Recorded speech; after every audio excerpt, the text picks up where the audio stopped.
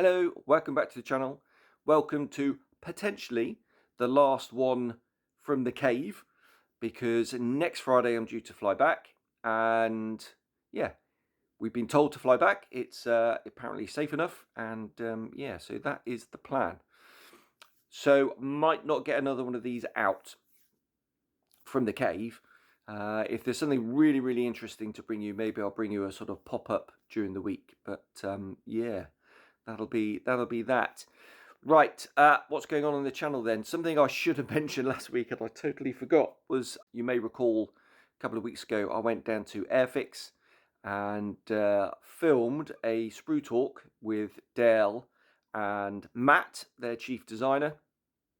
That actually went out last week, and I forgot to mention it on the show. Forgot to plug it. I've had some great response though, and yeah, seems that lots of people enjoyed that one. I have to say it was a great privilege, and I thoroughly enjoyed it. But if you've not watched it yet, pop over to the Airfix channel and have a watch of the chat I did. Off the back of that, I've had a bit of a bump in subscribers, which has been nice. So welcome everybody, and yeah, hopefully if you're new to the channel, you can have a look in the back catalogue. I'm sure there'll be lots to entertain you, and I'll enjoy some of the content that's up on the channel already. But what that's done is it's pushed me over 9,000 subscribers, which is exciting. So on track for 10,000 this year, which is really cool. So yeah, welcome everybody. Right, what's going on the channel then as well is the Airscale Typhoon project that started. Last week was the cockpit, and yes, like an absolute wally, I uploaded the wrong version with the sound, with the music that was too loud. I had realized that. I had fixed it. I had rendered the new video, and then I forgot to delete the old one, and of course that's one I uploaded. So apologies for that. If you haven't seen it yet, have a look at version 2, because that has got the sound all fixed on it. But some great feedback on that, and I have to say kudos to Peter for producing such a wonderful looking cockpit. It's a right pain to get it out of the cage. Quite tedious, quite long. Took a whole evening, very careful with the science knife. But once it was done, yeah, as you can see on the video, it looks absolutely fabulous. This Sunday coming is the construction. Some interesting ways of putting the fuselage together, getting everything to sort of fit. Not that it's difficult, it's just not your classic fuselage and bits, tail wheel and stuff, fuselage halves together onto the wing. It's not that. It's a little bit like the Airfix Typhoon, in that you've got to sort of build one fuselage half with the center section and the various bits, and then bring the other half to that. And it's all kind of floating, and then you fix it in place and all that kind of stuff. So yeah, it's not intuitive, if that's the right word, but it works, and it works very well. And then there's two different ways of doing the wings as well, and I think the better way is not following the instructions. There we are. Right, that is what's going on the channel, and then the week after that will be the painting and weathering, which is the final part. Then there's 1 or 2 reviews going up, and then we're back into the standard swing of things. So the next project will be the Armour Hobby Hurricane Mark 1. Right, that's all that. I've been shopping. I've got a pile of stuff here to show you. Before I do, quite a few of you have commented on the gear I'm wearing. The very kindly, the military store, that's these guys, and or Pineapple Joe's is the sort of parallel one, is they sent a message and say, oh, we noticed you've been wearing our stuff. So what they're going to do is they're going to send me 1 or 2 other bits and bobs, which I'll bring to you.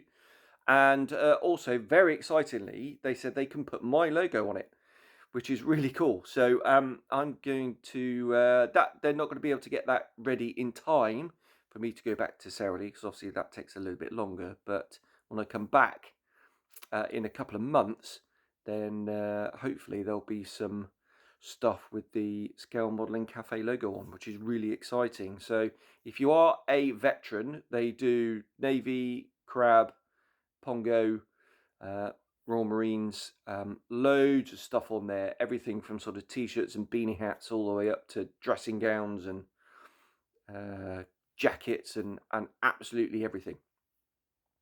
They also do what else? Education, emergency services, international stuff, charity. They got ladies wear, cadets as well. They do all sorts of stuff. So pop over to the military store and have a look. And yeah, they got some fantastic stuff. So I thought I'd give them a plug. Right, other stuff that has arrived. I've got a book. So yesterday, very good friend of mine, Jeff Coughlin of Scale Modelling Now, which is a fabulous online magazine, he's written a book on the Vulcan. It's this one here, and he very kindly has given me a copy. It's signed by Jeffrey, so thanks, Jeff. That's really, really cool. It's one of these sort of, it's partly sort of history and reference, and then the other half is modelling. And it's in this really kind of handy A5 size. You see, it's quite thick. So at the front, it's all about the Vulcan, wing shapes, history, operational history. There's walk round, very detailed walk round pictures, as you can see. And then the second half, and it is the second half, is all modelling. Various scales, 144, 72nd. So obviously the Airfix one, but new one and old one. So you can see how the old one builds up. And there's even, I think it's Aero Club, 48th scale, VAT form, which is just mad. There we are. So plug for Jeff. It's Fonthill Media, and which is it's all part of Pen and Sword. There we are, the Vulcan. Really nice book that. I shall take that back with me and read that on the aeroplane. Right, other stuff that I've got. Right, modelling bits and bobs, and then I've got a kit to show you and a really cool tool. Right, kit. I've got some clear prop accessories. Wessex wheels. Wessex intake grill in 72nd scale. That looks really nice. Wessex exhausts. Bit of a theme, I think you'll get. Wessex windscreen wipers. No, that's steps. These are the windscreen wipers. Here. There's a few bits missing though. The seats and the sort of gearbox cover at the back are not in stock. There's also an extra decal sheet that I want to get, which has got 72 Squadron, which was my Tucano Squadron. It's got those markings on it. All those items are not out yet. I'm really having picked up the Wessex kit when I went down to Margate. I've got really, really excited about it, and yeah, I just want those other bits and bobs, and then I'm definitely going to do that one. So really, really looking forward to doing that. It looks really cool. Right, other bits and bobs then. What have I got? I've got a Spitfire Mark II photo etch set for the IBG kit. I've got, Kellic for the Wessex, for the cockpit. I nearly, excuse me, I nearly bought the Edward set because it's got all the seat harnesses for down the back. But I might just scratch build those, and it's going to be pretty dark inside anyway. But I thought I'd get the Kellic one because I do prefer Kellic. I think they're fabulous. And they are from Ukraine, so nice to support the Ukrainian business. But there we go. I'll put that with the Wessex pile. Yeah, so Edward IBG Spitfire set.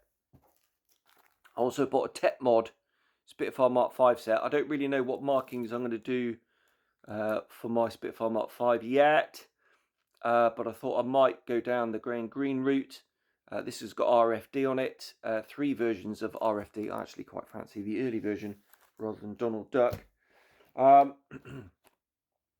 got this, which is Aviology Codes, 48 scale, 4-inch and 6-inch for fleet air arm stuff. That is for the Armour Hobby Hurricane, because I've got something cool in mind for that. Right, Sven very kindly has sent me the 1/24 scale Spitfire Mark 9 set. This is going to be for the Mark 14 conversion that I will be doing when I get back in due course. I'm not going to do a Belgian one. This time I'm going to be doing, I think, probably a Far East version. I quite like the ocean grey green with the white stripes type thing. So this is going to be invaluable for all the stencils. And then the main markings bits, I do have a Mark 9 as well in the stash.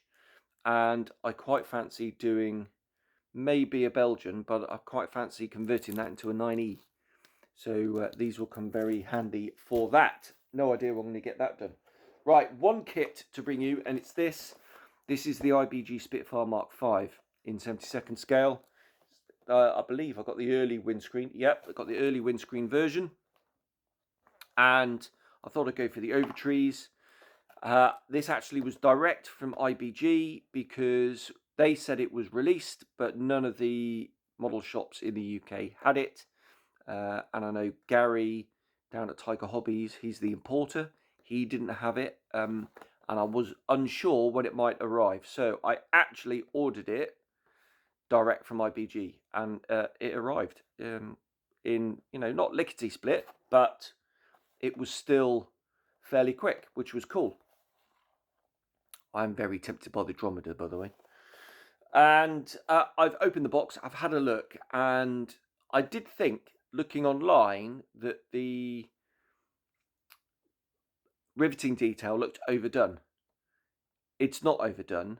It's at least the equal of Edward, and maybe even better. It looks utterly beautiful in the box. So what I'm going to do now I've got this is I will do a side-by-side comparison with the Edward kit. I'll build them both at the same time, and you can be the judge, and I'll be the judge as well of which one I prefer. So that's going to be a really interesting project. I didn't go down. They do a 3D printed cockpit set for it. That's 10 quid. That looks really stunning. But to be honest, in 72nd scale, I didn't really see the point. I did a quick cost benefit analysis, and for me, I don't think it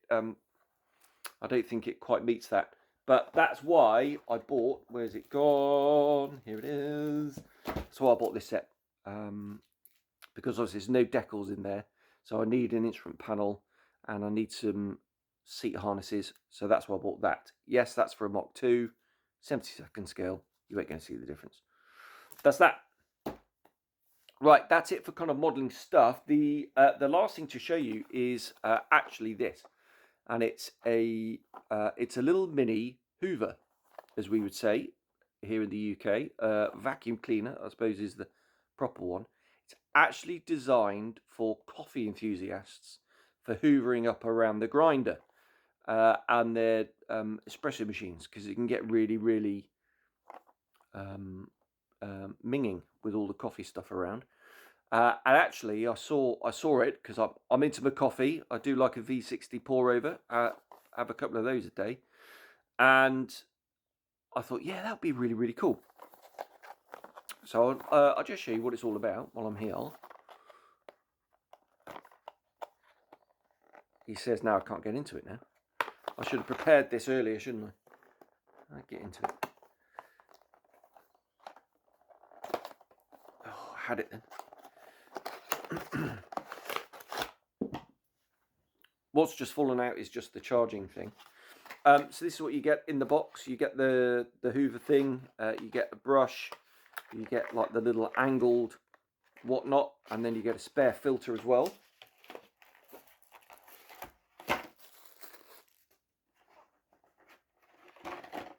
And this is going to be really handy for cleaning up the bench after a bit of a sanding sesh.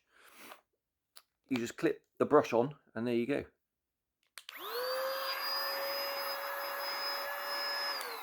I've already had a play with it. I've actually with this. This is so soft. I actually dusted the models that are too big for the cabinet to go in, and I dusted them with this, and it worked brilliantly. So this is really, really handy. Not only, like I say, for cleaning up detritus on the bench, but also cleaning your models as well. And what I'll do is I'll put a link in the description, and yeah, from a specialist coffee place. But really pleased with that. It wasn't too expensive either. So we'll just pack this up. Do you know what? Rather than you watching me pack that up, I'll carry on and I'll pack that up at the end. That's a better decision, isn't it? Right. In the news then, let's just fire at the computer because it's gone to sleep. Yeah, there we go. Right, yes. Okay, Armory, another Ukrainian company. They released a MiG-3 not so long ago in 72nd scale, which got rave reviews. Something I was sorely tempted by. They've announced a 1/4 scale Bell X1. That's going to be tiny. The renders look fabulous. I'll put the renders up. It looks super crisp, super detailed.